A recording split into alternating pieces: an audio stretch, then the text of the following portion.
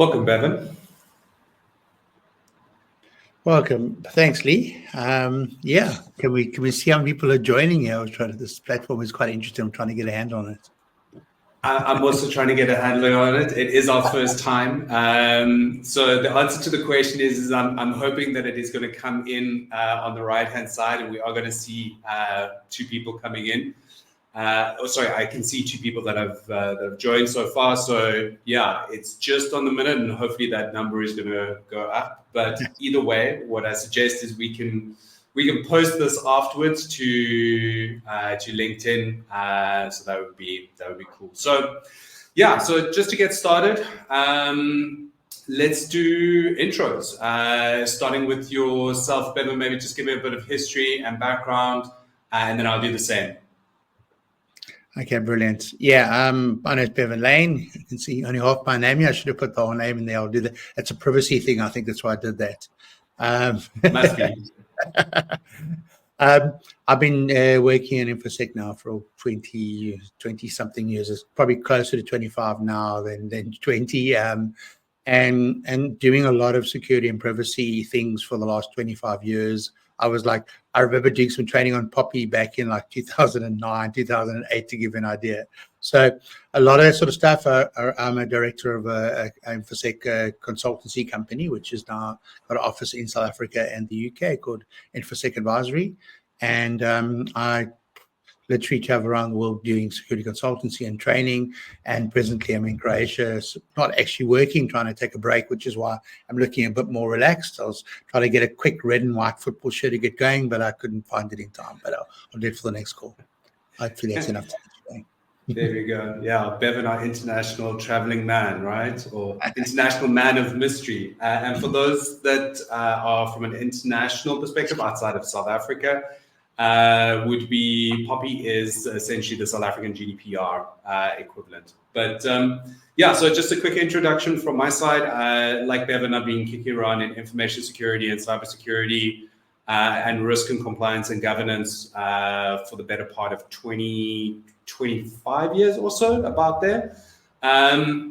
And around about 18 months ago, I also started quite a hard pivot into AI and AI governance, where I wrote a book called The Human AI Alliance, primarily looking at ways in which AI can be implemented safely and securely. So yeah, that's a little bit of background on myself and Bevan. So just a quick bit of an update. Bevan and I have been thinking about doing this once a quarter or once a half, just depending on the feedback that we get. We want to tackle different parts of information security and cybersecurity. We feel that there is an opportunity to increase the amount of discourse that is happening in and around, or discourse in and around AI, and specifically AI governance and AI leadership. Yeah, so for today, just to kind of kick us off, Bevan and I were thinking about probably the best way to start the conversation would be to look at 42001 and 27001. So 27001 has been around for the better part of a decade. So I think most people that have implemented it have been running with it, are familiar with how to implement that particular framework. But 42001 and the AI Act is pretty brand spanking new. And so I think there are a lot of questions around it. And probably the best way to tackle this is to really look at something that we've already done. So Bevan, being and having the skill sets that you have around 27001, maybe you can paint a picture, a word picture around the similarities between them and maybe some of the differences as well. Okay, thanks, Lee. I think the thing to think about is that all standards are based on, if I say all standards, I might get lynched, but most standards are based on 9001.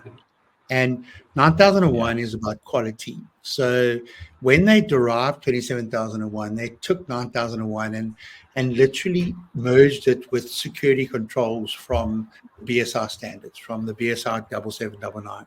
And that's how they created the first ISMS, which became basically an integrated management system, which now all management systems are derived in some way. Like I said, there might be some outliers from this, but in general, systems are made derived from quality. So when they took 42001, they took a very similar approach. They went, well, we're not going to take it from security, we're going to take it from quality.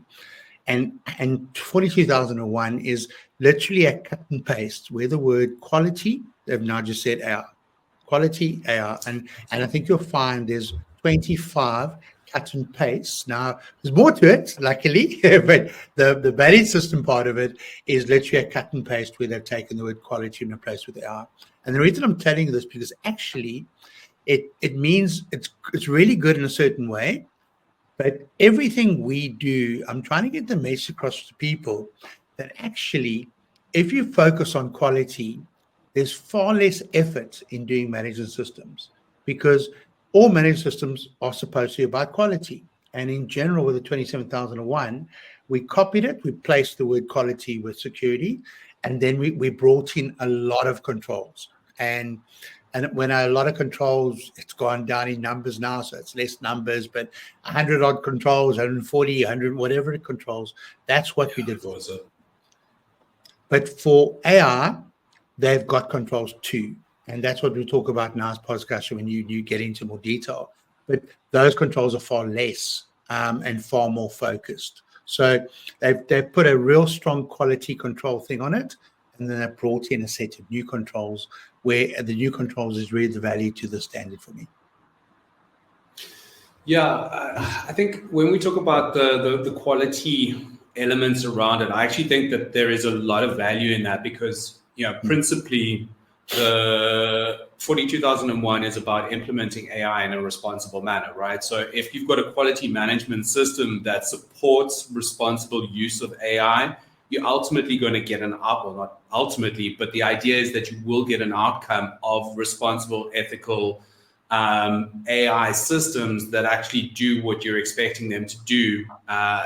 In old school terms, it does what it says on the tin.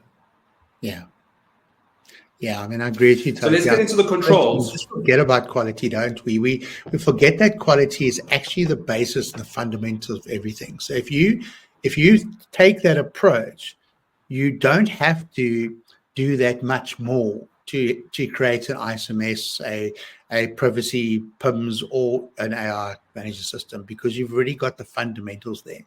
And I think people just forget about those fundamentals and then think they've got to go back and create a brand new project for AR, a brand new project for privacy. But they shouldn't. They should already have it there fundamentally. So let's get into some of the specific controls. So memory serves me right, there's 37 odd controls within 42001, and there's 92 or something, 93 in 27001. Clearly there is a differentiation in those numbers. So where is there overlay in terms of the actual controls? And is there any area for kind of complementary synergy? So like just one off the top of my head was an AI committee. Could one not actually join the AI and information security committee under one umbrella essentially? So slightly different nuances within it, but of course you could expand. I'm putting it out there, right? Yeah, I mean, I think the trick, as you said with that quality conversation, is to try and find a way to not to go back and revisit this thing from scratch, to go, what do we presently have? And that's why I touched on the privacy thing right at the beginning, because for me, privacy, artificial intelligence, security are so closely connected that if you are doing something with artificial intelligence and data privacy, you should be able to bring the three concepts together: artificial intelligence, privacy, and security. And if you've already got a managed system for one or two of those, you literally just tag it on, bring it on. The controls are very closely aligned, and there's actually a mapping to different standards in most of the new control that managed systems that are doing. I think nearly all of them have a mapping to things like GDPR, as well as things like ISO 27001. And in this new standard, they have got specifically mapping there for you, just so you can see that. And the one about putting together a committee and maybe documentation. Those are the key ones that I would immediately look at. Yeah. So when we're thinking about AI and the security concerns around it, there's kind of two sides to the same coin. One of them being AI used in a cybersecurity attack, and then AI used in a defensive posture. Have you started to see sort of actual examples of AI being leveraged to attack beyond the kind of the use of generative AI for spear phishing and things like that? So, has there been anything that you kick around in these places? So yeah, give us the war stories. So I'm laughing because I was going to immediately pivot into the spear phishing ones, because they are the easiest ones to talk about. And I went to a presentation 3-4 years ago from the guys from Orange, who were talking about exactly what they're thinking here in terms of AI and hacking. And in that conference 4 years ago, the message was, there isn't too much. This is what we see. This is what we think is going to happen. But we're not getting enough real evidence of, other than them using AI to research, other than using AI to get information quickly, or using AI to populate the hacking tools. And that's happened. And now, year by year, that's happened more and more and more. So now that's our case study. Is we see the bad guys are using AI in similar ways to us, either taking a hacking tool and then using AI to populate information into it, to do mostly through intelligence gathering, mostly that sort of side of it, to make their jobs easier. And I still think 90-something% of the attacks are that. They're using AI, but to make their work easier, rather than using it directly through taking it and they're enhancing it with its current tool set, but they're not directly using AI that we've seen in that process. And I've been to 5 or 6 conferences in the last 6 months, where every one of those I've heard different stories, similar stories to that. The most obvious one, like you said, is the phishing, creating, using deepfakes to actually create a version of you to make you, make myself as a finance controller believe that it's actually you, and then I do a transfer. So like a business email compromise, phishing, deepfake type stuff. So the deepfake stuff is definitely happening, and we've seen 5 or 6 case studies of that quite recently. But using it as a hacking tool beyond intelligence gathering, I haven't seen too much myself directly yet. I don't know if you have, Lee.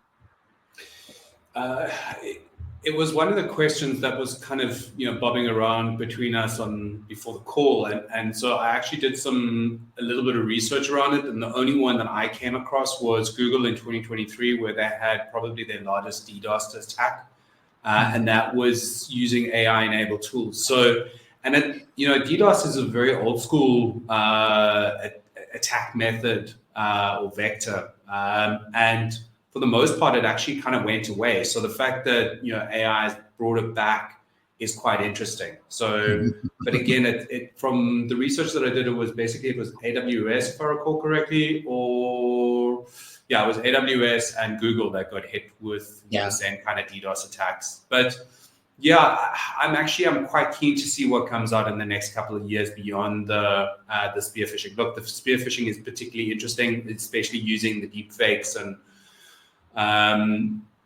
content generated in the way of somebody. So if you've got samples of their emails, to actually generate new, fresh emails in the same way that they've done, with the same kind of language that they would use, the same kind of tonality that they would bring to an email.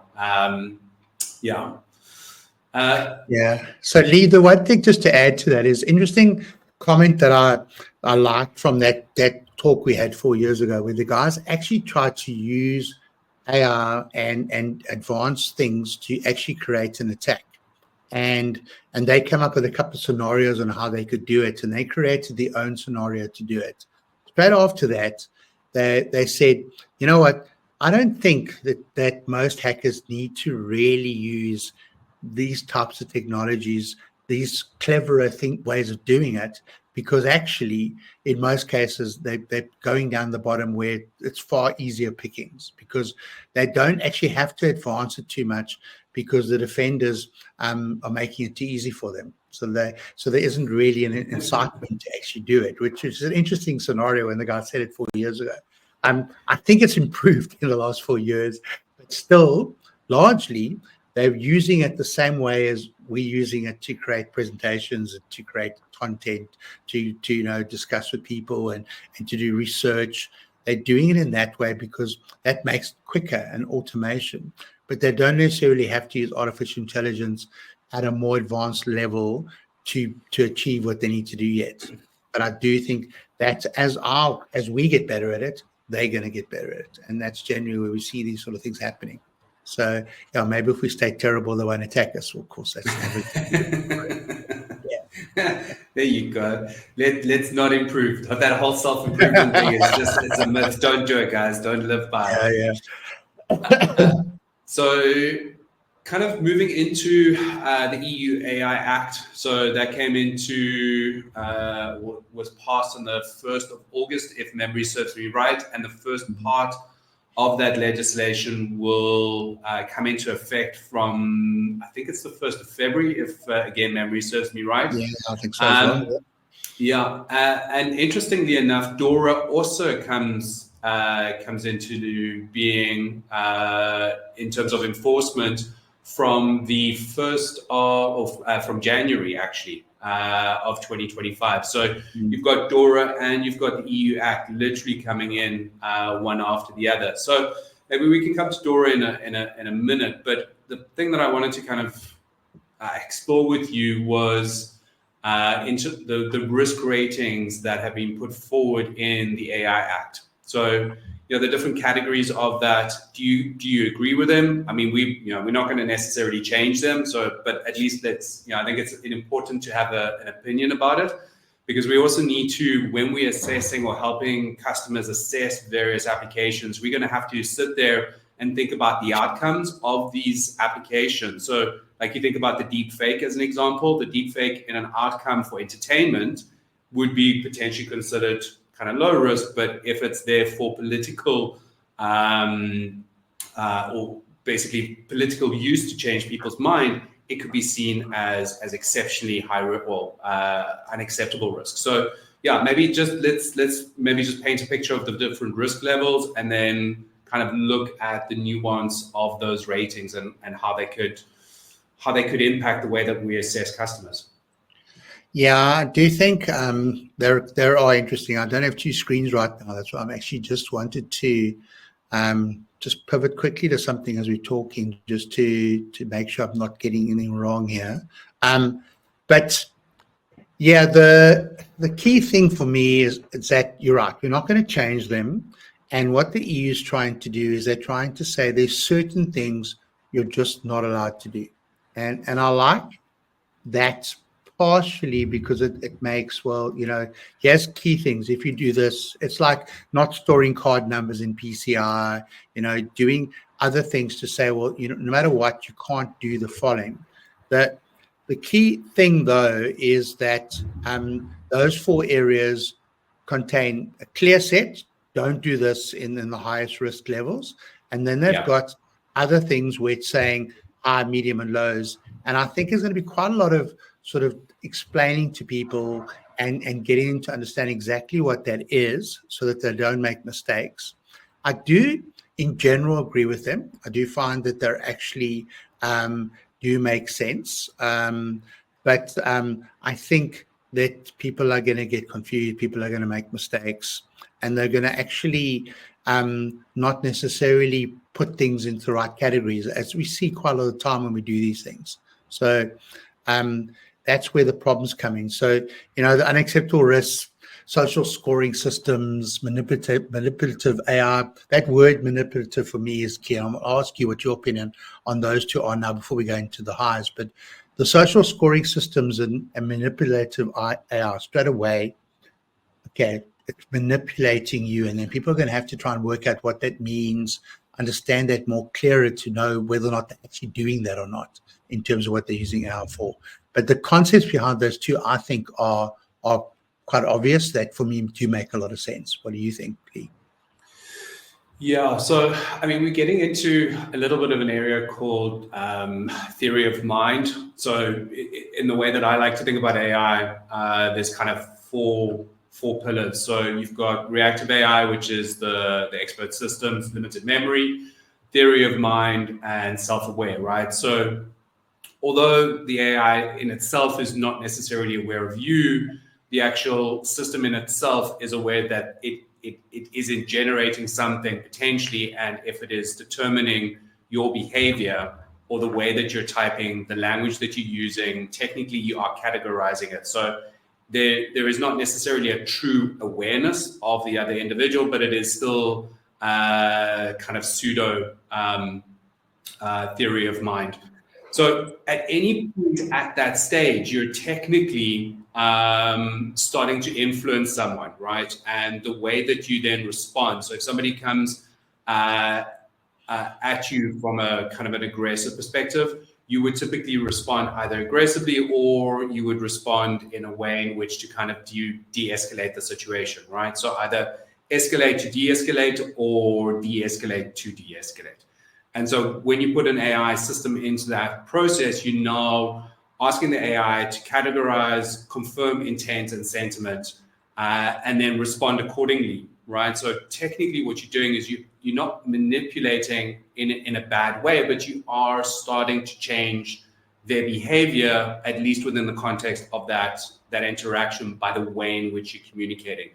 So again, I think it's almost the outcome of the way that it is being done. So as long as it's not subliminally putting someone at risk or changing their mind in such a way that would disenfranchise them, then it becomes, I think at that point it is okay. But this is the area where it gets really grey for me, is that it's grey, a lot of this, isn't it? That's why I said to you about that top topic, because I see greyness there everywhere for people. But yeah. Yeah, so I think it's, if I'm going to assess an application, I'm not going to think about it to that nuanced level every single time. The way that I think the most prudent way to look at it is if a bad actor or the actual underlying system became a bad actor, in the sense that it derailed, you need to look at what the potential outcome could be. And then if it ends up in one of those higher risk categories, you then need to put in place the quality controls, which is why I like the 42001, because that's basically what it's saying, is that we will implement quality systems to get quality outcomes. And if you do that, you're then starting to de-risk those elements as you go up, because you're going to have clear documentation, you're going to have clear explanations around it. And then the overarching system clearly indicates that even though it could potentially be categorized at high risk, it's actually categorized at a much lower level. It might even get down to a point where it's minimal risk. So technically, there's no obligation. But the only way you were able to get there was by putting in place the quality system to show the outcomes that it then becomes a minimal risk system. Yeah, I think, think about social scoring, and obviously there's a lot of case studies and stories you've heard, which I'm sure some of them are based on urban legends about things, they are being sexist, racist, scoring you in a different way but it's picking up information and doing things in a certain way. Some of those are definitely true. And, the social scoring side there was a point for social scoring, obviously, and it can be done in the right way if you do it in a way that leads to outputs that allows you to make decisions in a certain way. But the minute it starts using the old way of doing things, which did create these norms, and there's some obvious cases about the fact that your driver's license and insurance for an under 25-year-old is a lot more expensive for above a 25-year-old because of past experience. Do you want to throw that out now and say, well, we want to do things in a new, clean way with AI that actually says, you know what, don't do that because that isn't actually correct? And the under 25-year-old for me is a really good scenario, because it isn't fair, but it is fair. And there are many other cases like that that you could argue about, I suppose. Yeah, the one that always jumps to my mind, and this is actually the first time I'm having a conversation about it, is loyalty cards. Because technically you actually rewarding particular behavior. So think about it from a Discovery Insurance perspective. Let's stay within the insurance world. So Discovery Insurance will reduce your monthly premiums if you go to gym, if you wear a watch, if you go up these different gold standards, or the different standards all the way up to gold, and then your premiums go down. But that is essentially, behavioral modification for intents and purposes. It's good. It's the outcome is good. So again, I'm not quite sure if the outcome kind of allows for this, but fundamentally that is a type of social scoring, right? Mm-hmm. Yeah. So, and then they want to try and change the way you drive, as an example. And I'm sure a lot of insurance companies in the world have been trying to change the way you drive. So now we're going to use AI to change the way you drive. And then we're all going to have people driving. But every single person who's looked at those systems has worked out literally how to cheat, how to make it think that you're actually driving well. And there's some really good questions. And then the systems have to evolve to make sure it makes it more difficult. So maybe we're digressing a little bit there, but there is definitely that angle, I think, that we always need to be aware of. Yeah, so I think it is going to be quite complex implementing 42001 kind of within the context of the AI Act. But again, there are ways in which to do the mapping, as you've highlighted, is you can map it to specific clauses within the AI Act, and you can do that again with GDPR or POPI or any one of the kind of the various tools out there that are available, even if it's in Excel, right? So I think that in itself is going to have a little bit of complexity, but I kind of go back to my original point is that, if you're putting in quality processes, you're going to get quality outcomes. So yeah. Anyway, we are almost getting to the end of our 30-minute fireside chat. Warning. Yes. So yeah, Bevan, you're not getting a 5-minute warning, you're getting a 2.5-minute warning. So yeah, I just wanted to kind of pass it on to you to kind of think about, is there anything else that you think of within the kind of domains of information security, AI, and privacy that you feel like we haven't maybe touched on, or that maybe as a hard tip for someone that actually is thinking about this? Like, what do you think that they should do? Like, if you did nothing else and you just did this one thing, it just moves the needle, what would that one thing be for you? So you need to know what you're doing. Like anything, when we talk about security, when we talk about privacy, when we talk about AI, the first thing is an inventory, some sort of understanding of what you're doing before you, and then assessing that risk. So it always comes back to, so what is our actual catalog or our inventory of AI in this case? What do we actually have? So we need to know, and we also need to know what is the current business thinking about what we're going to do with it. So what's the next year's plan for AI within our company? Are we going to take anything? Are we going to do it? So firstly, getting an inventory, and then you assessing the risk of what you're currently doing and what you're planning to do. Once you've done that, now the world is so dynamic that things are going to be changing constantly, and that's what we definitely are seeing. And people get ideas like quickly. But you almost want to say, what are we currently doing? What is our planning to do?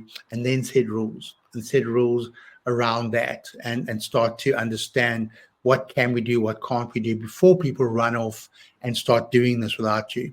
You need to first understand the current thinking, the future thinking, and then say, all right, let's take 42001, let's use the EU Act, and let's actually come up with something to say, this is what we're going to do. Don't just uniformly blanket. Put those two words together. Don't just say, we can't use AI, it's against the rules. It's the same, we always do this in security. When something new comes along, try and stop it. You can't stop it, it's really happening. So get that idea, what's happening. That's what I recommend. That's the way to start. I like that. I'm going to add to that. Policy. Start drafting your AI governance policy. Put it out there, get it out into the business, because AI is around. How you use it and when you use it is really important. So just let's set the rules for your business, for your organization. And I think those elements together would basically start somebody down a quality management system, whether it's 42001, whatever the case may be. Yeah. Governance is not is not necessarily, well, let me put it to you this way. Compliance to 42001 is not a requirement, but governance is. So put your policies in place, put your procedures in place in terms of what is acceptable, rather than trying to stop everything. I think that's a good way to put it. Yeah, the word we like to use is framework. Create that framework. I mean, again, you're talking about integration. I don't necessarily believe always you need to have a separate AI policy, but it depends on who you are and the complexity. But the framework is definitely needed together with bringing it all together. So what is our framework for how we're going to do AI? And the problem you've got, Lee, I think, is a lot of people just don't know what to do. They don't understand where to start and how to do this. And that almost like understanding how to measure risk in AI, how to actually look at the issues related to it. What are the actual issues? And that's why I think a lot of people don't start, because they don't know that. But first get a feel and understanding, and then you'll be able to sort of logically work through a lot of the risks, I think. So at a basic level, that's a great place to start. Awesome. Bevan, thank you very much for your time. And I reckon we'll do this in another quarter, maybe in another half, depending on you and your travels. Okay. Awesome. Thank you very much. That was very quick. Everyone. It was great fun. Thanks very much. Cheers. Bye. Awesome. Ciao.